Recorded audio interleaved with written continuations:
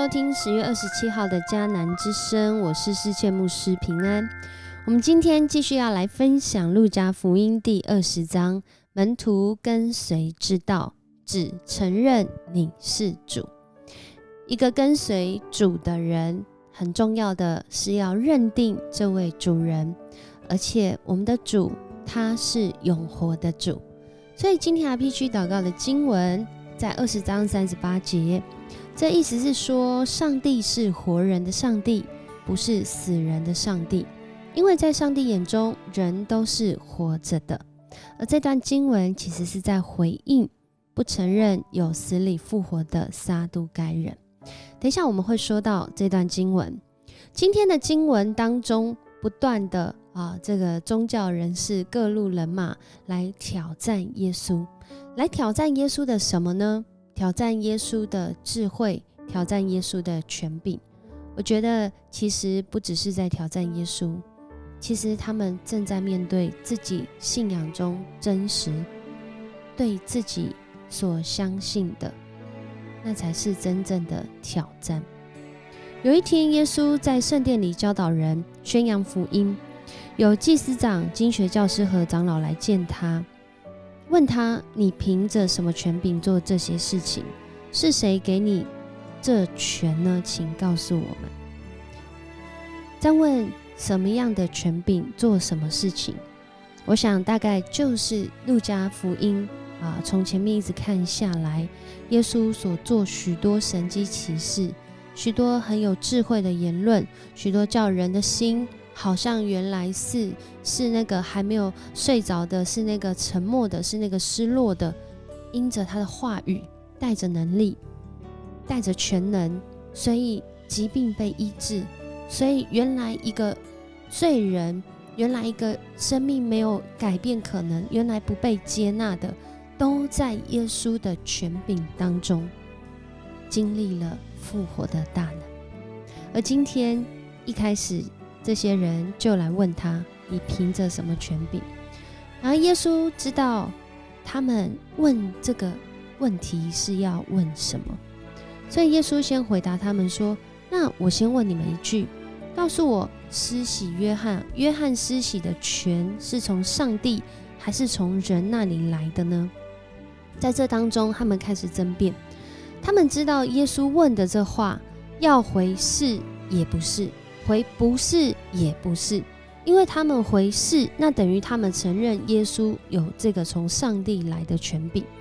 但他们如果回这个不是的话，那群众他们非常相信这施洗的约翰他是这个先知他是一位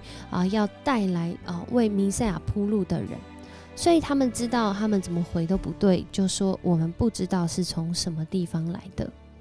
而耶稣就在这时候对他们说：那么我也不告诉你们，我凭什么权柄做这事？有些人读到这说耶稣回答好幼稚怎么这样子，人家不讲他也不讲。其实不是其实是当他们回答我们不知道是从什么地方来的时候，他们已经回答了他们问耶稣的问题了，就是他们不承认，但他们也没办法否认。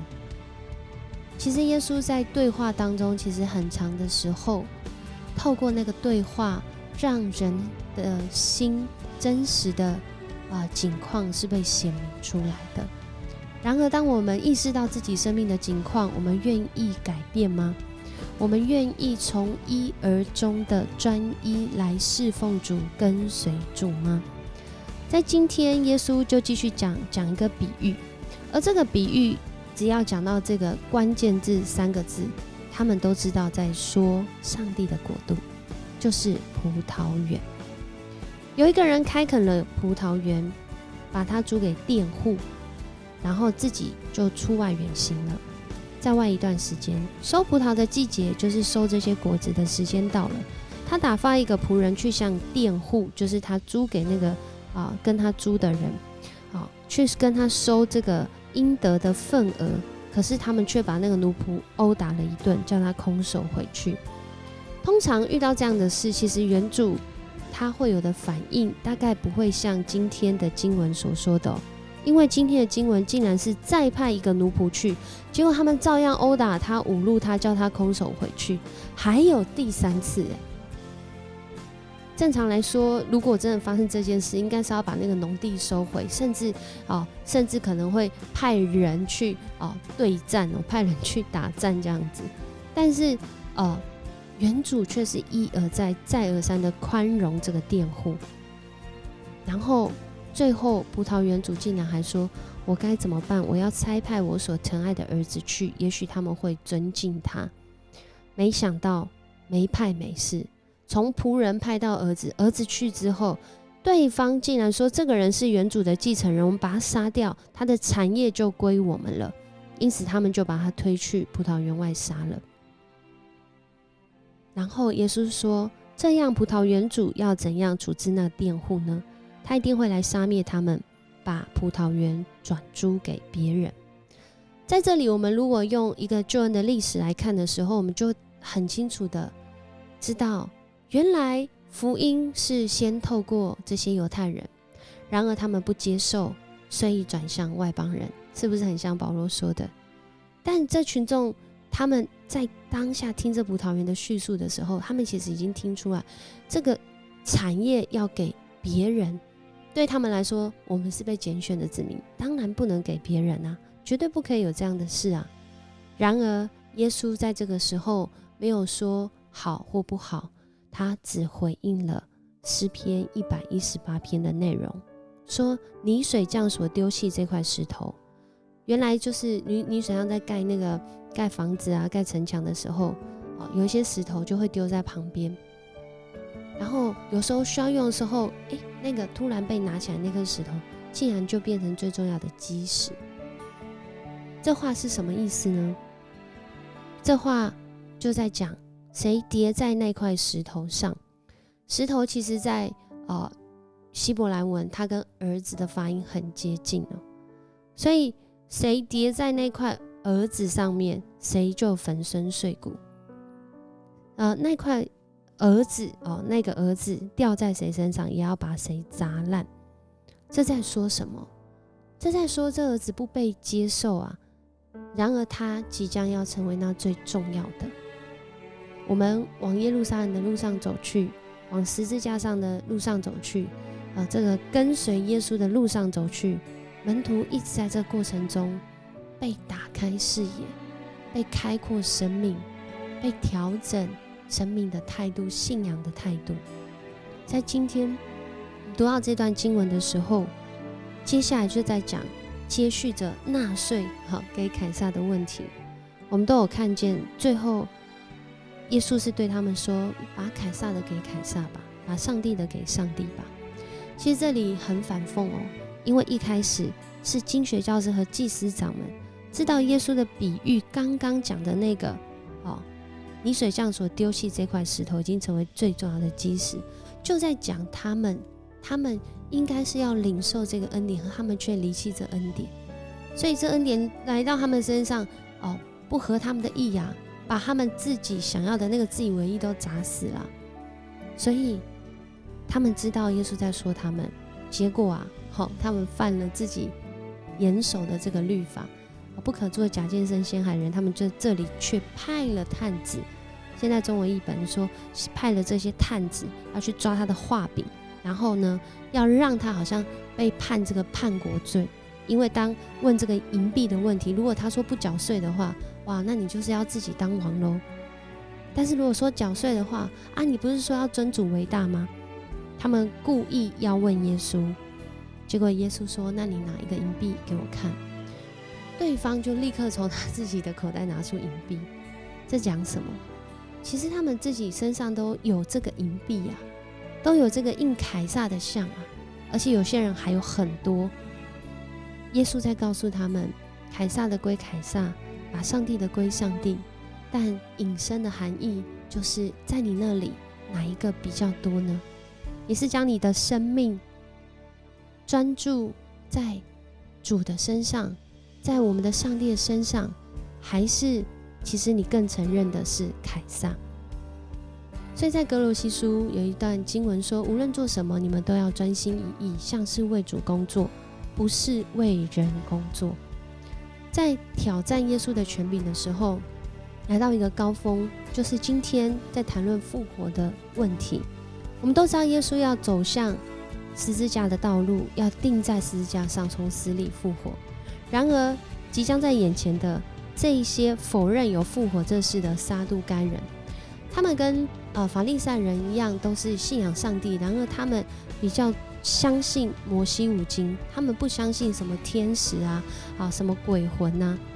他们跟这个当局者，罗马帝国当局的这些权位者走得比较近，而法利赛人跟这个犹太人民走得比较近，对他们比较有影响力。然而这两个在当时来说都是都社会地位比较高的。而撒都该人他们来见耶稣，就问了这个娶妻为这个弟兄为哥哥娶妻的这个问题应该怎么办。而最后在这一段经文里面，耶稣回答他们，今世的男女有嫁有娶但是那些配得从死里复活并且活在来世的人，也不娶也不嫁，他们和天使一样是不会死的，他们是上帝的儿女，因为他们从死里复活。摩西已经证实有死人复活这回事，他在荆棘燃烧的记载上说，主是亚伯拉罕的上帝，以撒的上帝，雅各的上帝。这意思就是在说，上帝是活人的上帝，不是死人的上帝，因为在上帝眼中人都是活着的。再一次，如果我们只读这段话，的确就是这个直接的意思，上帝是活人的上帝，但是同时也在回应撒都该人。如果你都认为人不会复活了，你怎么会问我一个死人复活的问题呢？所以其实当人在问问题的时候，也在显示他内心真实的境况跟他的需要，甚至他的缺乏。所以后来耶稣就对他们说，人怎么能说基督是大卫的子孙呢？大卫在诗篇就自己讲过，主对我主说，你坐在我的右边，等我使你的仇敌屈服在你的脚下。大卫竟然称他为主，基督又怎么会是大卫的儿子大卫的子孙呢？当然他们在听的时候，他们很难回答，他们真的不知道怎么回答。然而今天的我们面对到跟随主的时候，有很多的时候，有很多的议题，特别在讯息变化这么快速，随便按一个搜寻 Google， 搜寻这个 AI， 我们都可以直接立即得到很多的答案。然而我们的主只是要我们知道这些讯息吗？我想很重要的，就像今天的诗歌，就像今天的主题，更重要的是我们的生命是不是有全然献上，只承认你是主。透过我们每一天的生活，我们都在预备自己全然献上。这是一个跟随不回头的脚步，这是一个尊主为大的选择，这是一个即使在许多议题我们没有答案，甚至我们好像那个答案跟耶稣的答案有些距离的时候，我们愿意放下自己而降服在他的权柄当中。恳求主来帮助我们，一起来祷告。主，我们感谢你，谢谢你让我们用这段经文再次来思想，我们是不是像这些圣经上的人物。若我们是，主，我们要向你悔改，求主帮助我们脱离自我为义，也让我们进入到以你为主。谢谢你用你的恩典保守我们每一天走在你的道路当中。这样祷告是奉主耶稣的名，阿们。很高兴跟你一起分享迦南之声，我是世谦牧师。愿主祝福你，跟随他的脚步，每一天都在他的恩典当中。我们明天见。